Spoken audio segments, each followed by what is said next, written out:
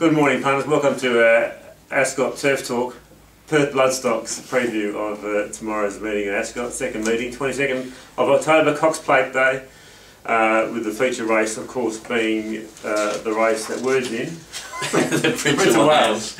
The Prince of Wales stake, and a very good race too to start it off. Welcome aboard, Matt. Thank you for having me. Lovely to have you back. We haven't had it approved for a couple of weeks. We've been away, and technology didn't avail us to do this last week, but we're back today to replace Paddo.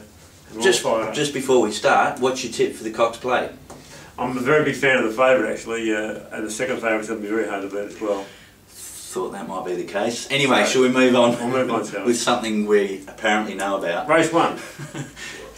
Having said that, I don't have much idea about the 2-year-olds. I know that Simon's horse brained them last start, but yes. I don't think there was much in that race really. It'll probably be short, probably be odds on, I would think. Fuddle-de-duddle, didn't watch the trial, won very narrowly, but a half to Hallowell Bell, so it could have some ability. Outside of those, I can't really help you. There's some more bred horses in the race. Fast 6th, this is the oldest of the Fast I think now in WA, won its trial quite well the other day. Missile is very impressive. My old theory is, and I don't know if you agree with this, but any 2-year-old odds on against unraced horses you've got to risk, if you're working on the race that is, purely because you don't know how good the rest are. I think if it was long odds on we'd probably have a play, wouldn't we? Probably yes. But there's some more bred horses in the race, and a lot of these are trialled quite well, so I'd probably be just having a watch. We don't normally work on 2-year-olds, so. But there's some nice bred horses. The first of the Hustle and Lightnings, let's see how it goes in the race as well. So quite interesting, a couple of oratorios in there, a Fath. And of course the Key Business, the now refreshed Key Business. Love Key Business. Because Barrackey all the rage. We can go on forever, but race 1, pass, Hunters, for us. Race 2, Matt's a big fan of this race. Race 2, I am a fan of this race. There's some big raps on a few horses in this. My Bonnie Lad, which came out for one run, beat Flying Fair, which I do think is a fairly good horse, and then they put it away for the spring, so I know they've got huge raps on this horse. The other one is Big Clint that had... Big Clint, was it? Big Clint. Sorry. Had the trial over here, or had 2 trials over here, and then went straight to Melbourne, so they must have big raps on it as well. Nice looking horse. Went no good in Melbourne at all. Trialled again in slowish time, but won pretty well. Jared Noski rode the trial and he's not riding it. He's on the stablemate Venetian Prince, which is interesting. Jason Brown takes a rival, Big Clint, well bred, good camp, unbeaten in 3 trials in WA, but failed in Melbourne at its only 2 runs. Interesting race. I thought Jacobite might lead here. Ron's call, I think, might slide forward to the breeze. I think it'll go to the breeze. The Miller camp's got huge raps on this horse. I thought its run was okay last start, but I think you're right when you say it needs to be able to roll. So it's going to be much better suited in the lead or in the breeze. So it might improve another couple of lengths on that. Yeah, it sat twice in its 3-start career, and both times it sat. I mean, it won last start, but it wasn't that impressive. And it got beat, well, Shinny that day in May. But when it won and led at Northern and beat Dark Miss, it was just under a hole the whole way and won very easily. Yeah. So, but at the price, I think, given some of the raps around horses in the race, it's probably worth the risk. Yeah. Lord Hattress, I've been following this horse since the first I started racing. I'll give it a hope. Last run was very good and Saddle Slip to start the 4. The thing I liked about the last run was it ran right up the middle at Pinjarra, which they don't often win up there, and it brained them running up the middle. So. And the second horse was very heavily back to win the Rose Gold Caviar from the Durrant camp. So I think it's the chance to tip them all out. Although it was a little bit disappointing towards the end of last campaign. I don't mind Venetian Prince. The horse of last start, Lord Hattress, Saddle Slip, he caused his horse to go very, very wide. Lost a fair bit of ground. It was a good run, yeah. He gets a camp. He's some sort of hope as well, in my opinion. So it's one of those races I think you lay the shorties and hope for the best. Pre-post, there seems to be a bit of money for Big Clint. They've also about a big price. I think they're about $26 Venetian Prince into about 18 or 19. Expect Ron's call to be very firm in the day. We haven't talked about Final Cut.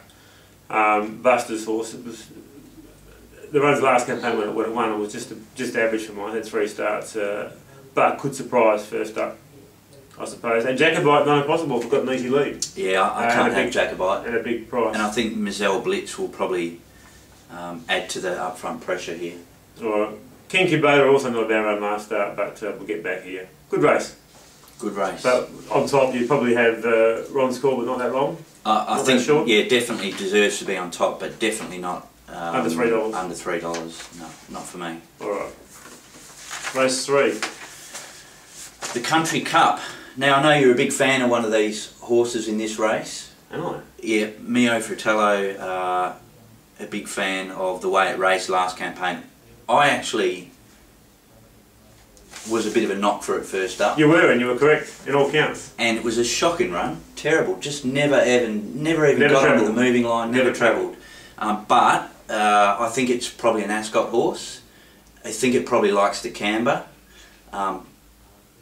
But I'd be risking it again at the price this week. I'm surprised it's favourite, to be honest. I thought I'd like it, and I have got a favourite by the way, but with a question mark. But I'm surprised it's favourite based on its last run. Ken Bond going for a hat-trick, which is quite unusual. We've gone for Ken Bond many times over the years. Big run last start, came from a long way back. It's a horse you know likes pace on, ridden right. Yep. It's always the hope. You Yep. could have been up last start if you had done the form, I suppose, but we weren't here. Rosie Rocket, for mine, very disappointing last start. The start before when it led, it went slow, and its sectional was very ordinary. I think it needs to be on the pace, Rosie Rocket. It's a little bit one-paced. Yeah, it was disappointing for mine last start. And going back to the Wild Charger run, though it led and didn't go hard, it still didn't run a very good sectional. Most of them ran a better sectional behind it, so it's a risk. Don't like Limber Bass at all. Cool Lisbon, I don't think it's a miler, so you can find a lot against any horses. McTango's a complete one pacer, so they're going to sprint over it here, over this trip. But it may get the front here. It may get the front, but even so, it's not over this trip to be able to go hard enough to be outspreaded. I think they're going to get past it. So Mia Fratello, even not at its best form, it's still ran a 30 for 85 sectional last time, small field. Yeah. Probably deserves to be favoured. And I think back to Ascot, you probably have to forgive that run last start and go back to some of its form at Ascot last year. It was beating absolute rubbish, but it was beating them so very easily. impressively, yeah. And did fail first up last campaign. So prepared to forgive it, but I might be ruining that afterwards. Oscar Wiley, never a $61 shot, worth a punt. Jason Wiley might suit the horse. I'd be saving your money on Oscar Wiley. Alright. Hard race for mine. Yep. Ken Bond has to be a risk under $4. Very hard race. Lay the ones under $5 and go for the others. Hope for an upset. Yep. Collins is a big price. I don't think it's a mile of that. Race 4. It's a mile race. Ooh.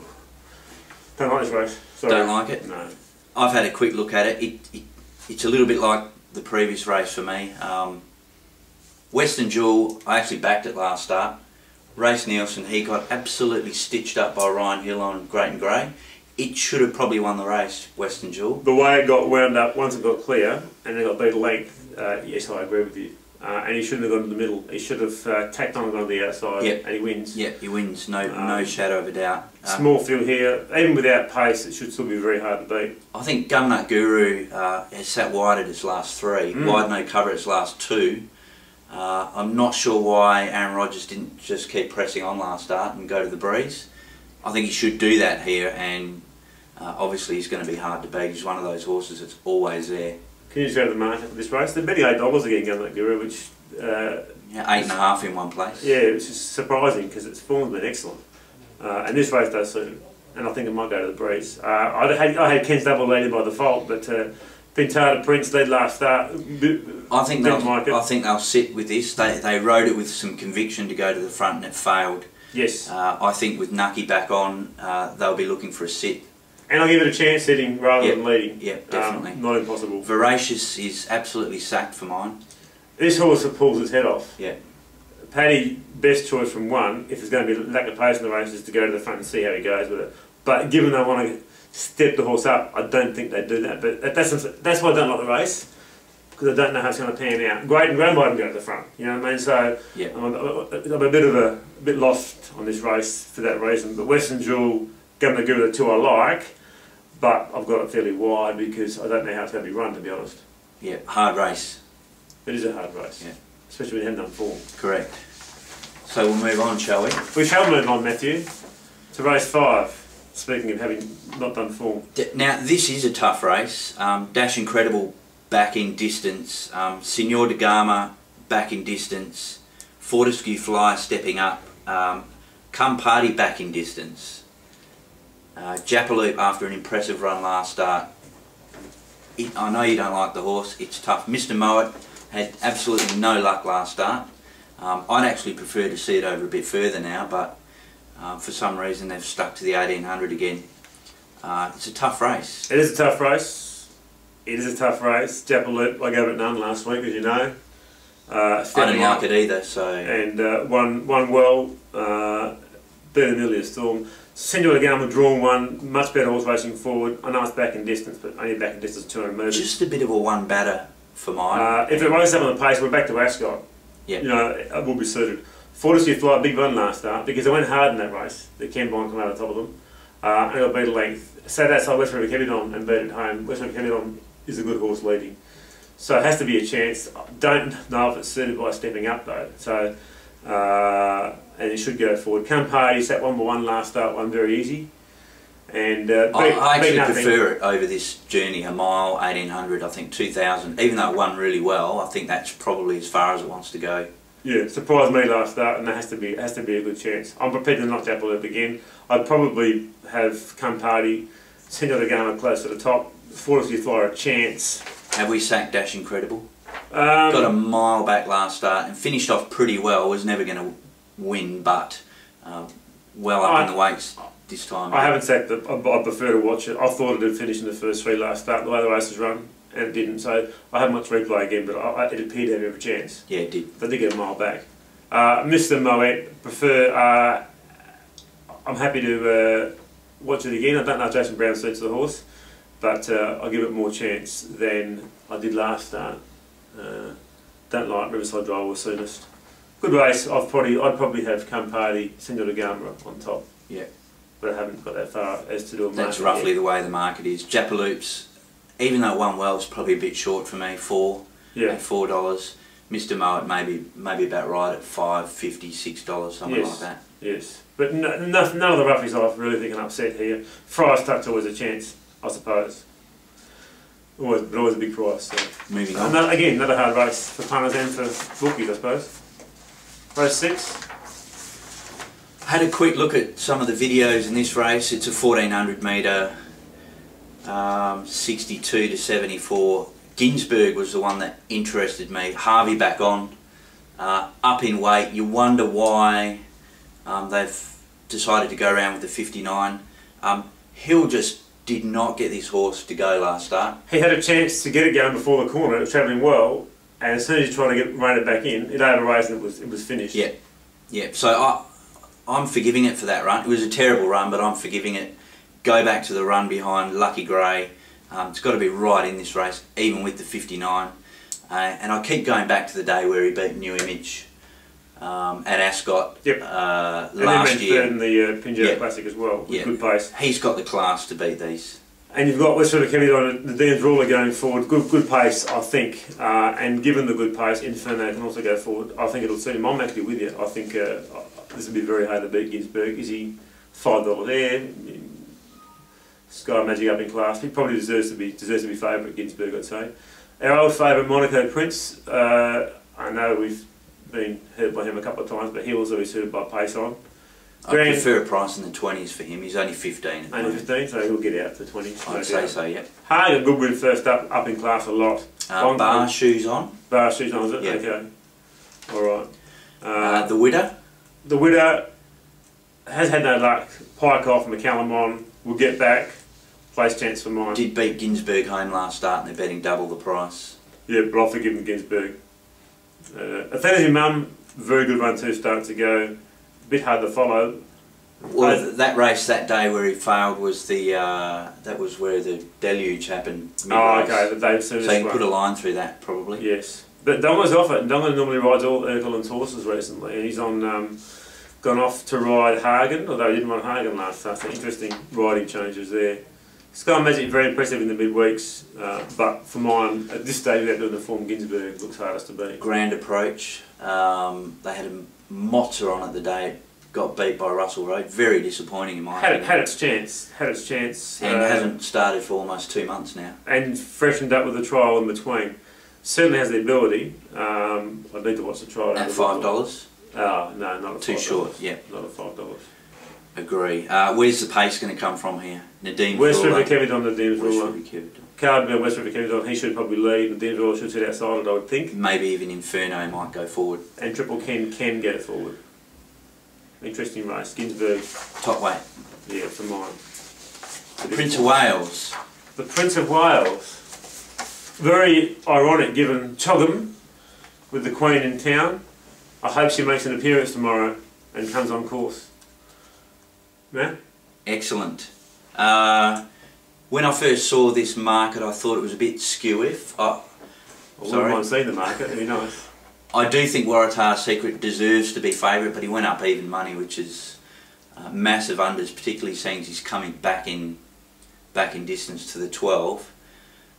Word should get the front here, I would have thought. I don't think... I believe it's been organised already. Yeah, well, based on Harrow saying that he thought they'd be taking his sit, so there's not much else that can lead really.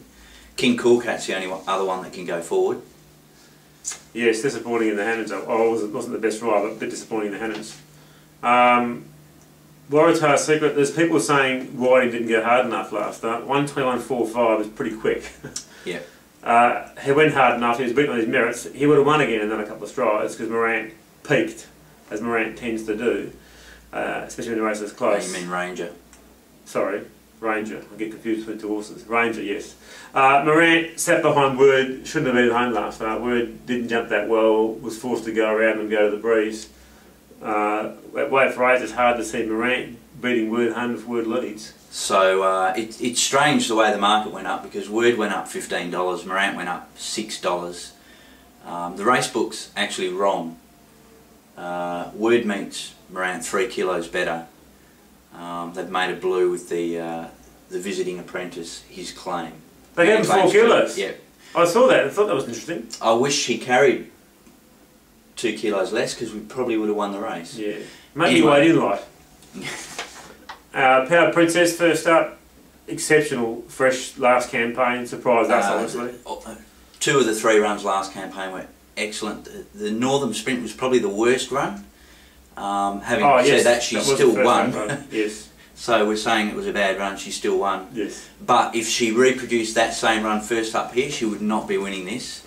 But Simon Miller reckons she's bigger and better than ever, so she's going to be very hard to beat. Grand Nirvana trialled very well. Won first up last time and surprised us all. And suited at weight for age. And I think Peter Hall might suit the horse as well. Yeah, I think so too. Has to be a definite chance, and that's a pretty generous price, I think, Grand Nirvana, around $859. Yeah, absolutely. I've got him a little bit shorter than that. Waratahs deserves to be on top. But not at $2.10. Definitely not. I've got Power Princess just behind, with Grand Nirvana just behind those. Okay. I haven't done the form yet, but it sounds fairly familiar. And look, $16 King Cook, that's a massive price. If you can forgive a couple of its runs, I know it's got feet problems, but freshened up, if it's right, this race suits it. Not impossible. You'll be right on the pace too, so. Good race. Very good race. Race 8, the lucky last. Led up by your horse, the Entourage. The Entourage. We'd be actually quite confident here if he'd drawn a barrier, but... well, he has drawn a barrier, but it's drawn... Yeah, it's an excellent one too. Yeah. There's just a hell of a lot of pace inside here. Donny One Time, I believe, is still in the race. That just makes it even harder. But I'd be expecting it to come out. But you've got Free Time, which did it race on Wednesday?